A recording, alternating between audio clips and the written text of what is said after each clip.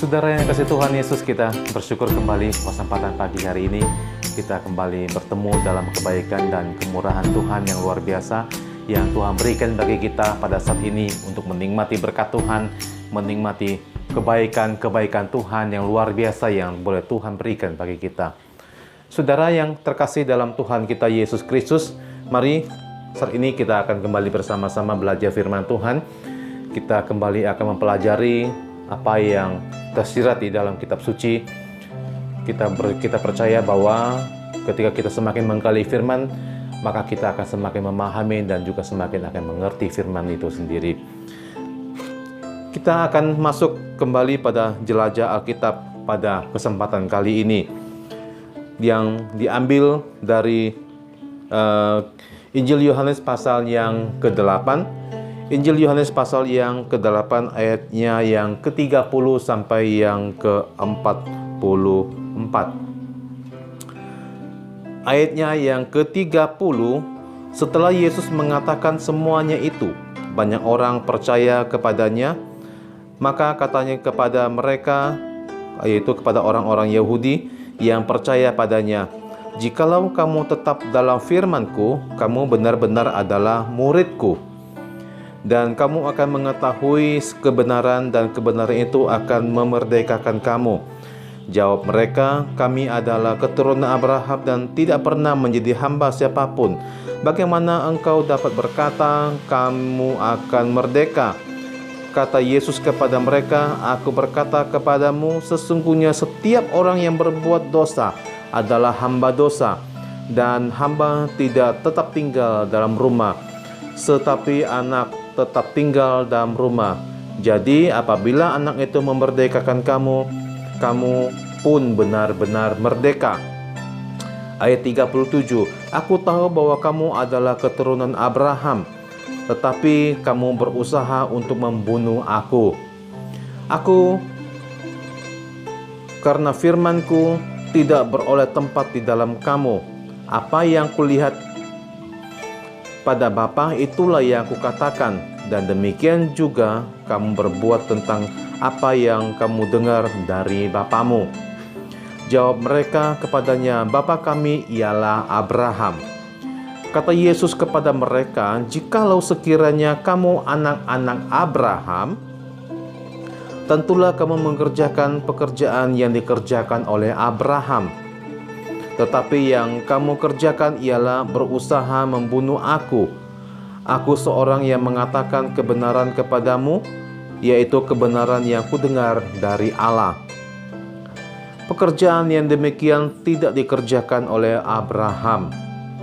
Tetapi kamu mengerjakan pekerjaan bapamu sendiri." Jawab mereka, "Kami tidak dilahirkan dari zina. Bapa kami satu, yaitu Allah." Kata Yesus kepada mereka, "Jikalau Allah adalah Bapamu, kamu akan mengasihi aku, sebab aku keluar dan datang dari Allah. Dan aku datang bukan atas kehendakku sendiri, melainkan Dialah yang mengutus aku. Apakah sebabnya kamu tidak mengerti bahasaku? Sebab kamu tidak dapat menangkap firman-Ku." Ayat yang ke-44, "Iblislah yang menjadi bapamu, dan kamu ingin melakukan keinginan-keinginan bapamu. Ia adalah pembunuh manusia sejak semula dan tidak hidup dalam kebenaran, sebab dalam dia tidak ada kebenaran. Apabila ia berkata dusta, ia berkata atas kehendaknya sendiri, sebab ia adalah pendusta dan bapa segala dusta." Saudara yang terkasih di dalam Yesus Kristus, setelah mendengar perkataan Yesus tentang dirinya dan Bapa, rupanya banyak orang Yahudi pada saat itu yang mendengarkan perkataan Yesus itu menjadi percaya kepadanya. Yesus kemudian memberikan pernyataan yang sangat penting bagi orang-orang yang percaya kepadanya. Dikatakan di situ, "Jikalau kamu tetap dalam firman-Ku, kamu adalah benar-benar ada murid-Ku, dan kamu akan mengetahui tentang kebenaran. Dan kebenaran itu akan memerdekakan kamu." Kita yang percaya yang dimerdekakan dengan firman Tuhan, bukan dengan kekuatan atau tanda ataupun mujizat sekalipun. Bahkan juga bukan dengan kekuatan kita. Tuhan dengan kekuatan Tuhan yang mau memberitakan firman kepada semua orang yang percaya kepadanya. Firman itulah yang memerdekakan setiap orang yang mau percaya kepada Yesus Kristus. Dan firman itu adalah Yesus Kristus. Kita hanya perlu memberitakan firman Tuhan kepada orang-orang yang dirasuki setan. Dan kita tidak perlu mengusir setan. Sebagai orang-orang percaya, orang-orang yang sudah mendengarkan firman Tuhan dan sudah dimerdekakan oleh Tuhan Yesus melalui firman-Nya. Nah, kita hanya perlu memberitakan firman itu kepada orang-orang yang tidak percaya pada Tuhan, yang kita lihat di masyarakat, yang kita lihat di lingkungan kita, ada yang kerasukan setan, ada yang hal-hal yang sesuatu yang tidak berkenan di hadapan Tuhan, dan tugas kita adalah hanya memberitakan firman Tuhan kepada mereka yang misalnya ada yang kerasukan setan dan segalanya. Tidak perlu kita mengusir setan.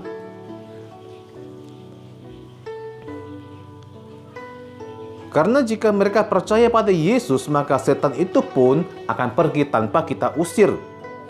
Karena orang yang percaya kepada Yesus itu akan mendapatkan Roh Kudus, dan Roh Kudus akan tinggal kepada setiap orang yang percaya kepada Yesus Kristus. Nah, di dalam Efesus 1 ayat 13 dikatakan bahwa ketika kita bertobat dan percaya pada Yesus, maka semua kutuk akan dilepaskan karena kita dimeteraikan oleh Roh Kudus. Setiap orang yang bertobat dan adalah orang berdosa atau hamba dosa. Mereka adalah orang-orang yang perlu dimerdekakan dari perbudakan dosa. Mereka juga dimerdekakan dari ancaman hukuman kekal di neraka. Jika Yesus memerdekakan orang, maka orang tersebut benar-benar merdeka. Tidak perlu lagi ada doa pelepasan ataupun pengusiran roh jahat. Jika benar-benar percaya pada Yesus, maka semuanya itu akan diselesaikan oleh Tuhan Yesus itu sendiri. Memang ada orang-orang Yahudi dari keturunan Abraham, kalau kita baca dari perikop yang tadi. Tetapi jika firman Tuhan tidak mendapatkan tempat di hati mereka, yaitu orang-orang yang mengaku keturunan Abraham tersebut, maka mereka pun akan berbuat jahat. Yesus memperlihatkan betapa atau bahwa sebenarnya mereka bukan anak-anak Abraham, tetapi mereka adalah anak iblis. Kenapa demikian? Karena mereka tidak mengerjakan apa yang dikerjakan oleh Abraham. Mereka justru mengerjakan hal-hal yang jahat yang sebenarnya berasal dari iblis. Karena pengajaran yang dikatakan oleh Yesus Kristus, justru mereka ingin membunuh Yesus Kristus. Jika justru mereka ingin membunuh Yesus Kristus, padahal apa yang dikatakan Yesus adalah tentang kebenaran. Ada di antara mereka yang justru menjawab Yesus, kami tidak dilahirkan dari zina. Ada kemungkinan juga bahwa orang yang mengatakan demikian itu berasal dari daerah Nazaret atau daerah sekitarnya. Mungkin mereka pernah mendengar bahwa ibu Yesus melahirkan Yesus itu sebelum menikah dengan Yusuf. Mereka berusaha untuk menyindir Yesus. Memang sangat sulit berbicara dengan orang-orang yang tidak paham dengan apa yang sedang dibicarakan. Sekali lagi, Yesus kemudian membicarakan hal-hal rohani, sedangkan orang-orang Yahudi menanggapinya dengan hal-hal yang bersifat jasmani. Mungkin pada waktu saat itu mereka tidak paham dengan apa yang dikatakan oleh Yesus. Tetapi catatan Alkitab ini sangat berguna bagi kita, sehingga ketika kita bisa memahami banyak hal yang disampaikan Yesus pada saat ini. Di dalam 2 Korintus 3 ayat 14 sampai yang ke-15 dikatakan, Tetapi pikiran mereka ada orang-orang Yahudi, telah menjadi tumpul, sebab pada saat sampai pada hari ini selubung itu masih tetap menyelubungi mereka. Jika mereka membaca perjanjian lama itu tanpa disingkapkan, karena hanya Kristus Yesus yang dapat menyingkapkannya. Bahkan sampai pada hari ini, setiap kali mereka membaca kitab Musa, ada selubung yang menutupi hati mereka. Kembali Yesus menegaskan bahwa mereka adalah anak iblis. Mereka melakukan kehendak iblis, salah satunya adalah membunuh. Iblis adalah pembunuh manusia. Sejak zaman Kain dan Habel, iblis dikenal sebagai pendusta, bahkan dikenal sebagai bapa segala dusta. Inilah yang sedang dipercayai oleh orang-orang Yahudi pada saat itu. Mereka mengaku sebagai anak Abraham dan anak Allah, padahal sebenarnya mereka adalah anak iblis.